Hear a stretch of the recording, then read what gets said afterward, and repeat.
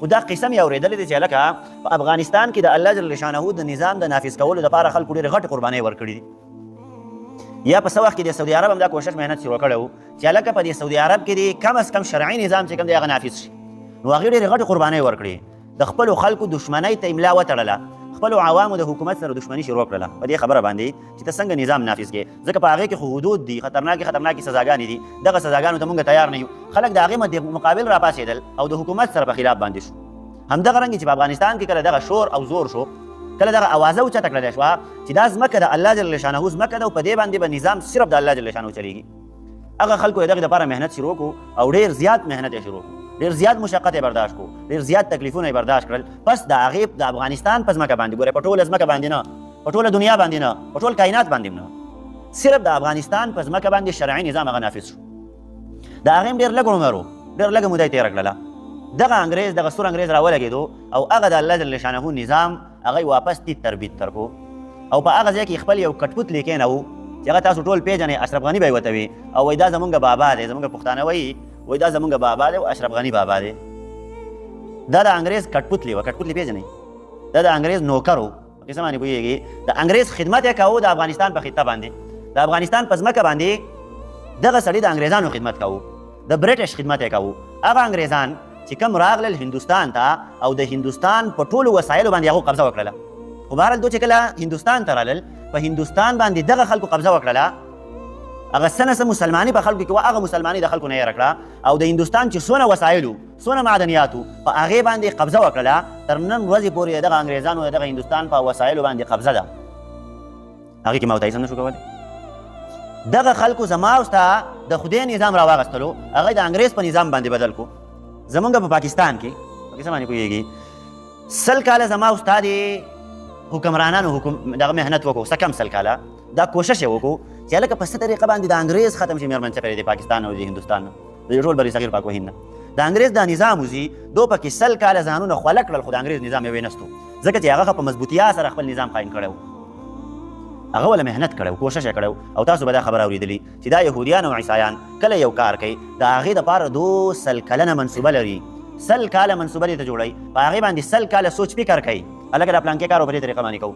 هغه کوشش محنت وکړو په پاکستان کې او په افغانستان کې او په هندوستان کې هم په انډیا کې اوس ته موږ انډیا وایو په دې کې خپل نظام نافظ کړو د الله جل شانه نظام د ځمکې نه اوچت شو اوس صرف تاسو ته تېره جمعه ما دا خبره کړې وه زمونږ اوس صرف هغه مسلماني ده رواجي مسلماني ده کومه مروج ده چې بس منځونه کوه کلمه وایه عبادتونه کوه بس مسلماني هغه مسلماني راته صرف پرېښودلې ده په خپل منځ کې وردننه کړي یو بل سره اختلافات دي قسمه قسم هغه انګریز په خپله منصوبه کې کامیاب شوی دی هغه تل دی ما او تا اوس که ځانونه خوله کړو د قیامت د ورځې پورې مونږ کې دغه جس نشته دی چې د الله جل شانه هغه نظام واپس په دې ځمکه باندې نافظ شي نو به هر حال اولې نه مې د خبره دا شروع کړله چې الله جل شانه دا دونه غټ انقلاب راوستلو په دې کائناتو کې په دې دنیا کې انسان یې راولېږو دا یې د دې خبرې دپاره راولېږو چې لاړ شه او په دنیا باندې په دې ځمکه باندې د الله جل شانه قانون هغه نافظ کړه ځکه دغې ته ضرورت دی د یو مسلمان کامیابي د دغه قانون نه علاوه په بل قانون کې نشته دی ګوره یاد وساتئ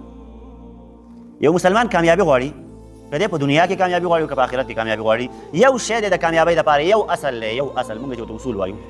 یو اصل پکې دا دی چې ما او ته د الله جل شانه دغه مبارک نظام په دې ځمکه باندې نافظ کړو بس دغه یوه خبره ده زموږ تاسو دغه یو اپشن زما او ستا سره پاتې شوی دی نو موږ تاسو په خپلو ګریوانونو کې سوچ وکړو چې هلکه د دغه نظام د نافظ کولو دپاره چې د دې دپاره زموږ آباو اجدادو زموږ خو پیغمبره زموږ صحابه کرامو زموږ ډېرو اوچتو بزرګانو ولیانو د الله جل شانه هغو قربانۍ ورکړي دي د څه وخته پورې هغو د الله جل شانه دا نظام په دې ځمکه باقي ساتلی و هغه نظام زما او ستا د وجې نه خراب شو ما او تا هغه تیت تربیت تر کو ما او تا هغه انګریز له په لاس کې ورکړو چې دا واله د خپل لاس کې لونې جوړه کړه او څه پې کوه په دې کې ګناهګار ما او تا یو که انګریز دی په دې ګناهګار ما او تا یو په دغې باندې الله جل شانه ما او تا رانیسي څنګه تا ته ما یو برابر نظام حواله کو د پیغمبر علیه صلات وسلام په زمانه کې د نبي علیه صلات وسلام نه پس د خلفای راشدینو په زمانه کې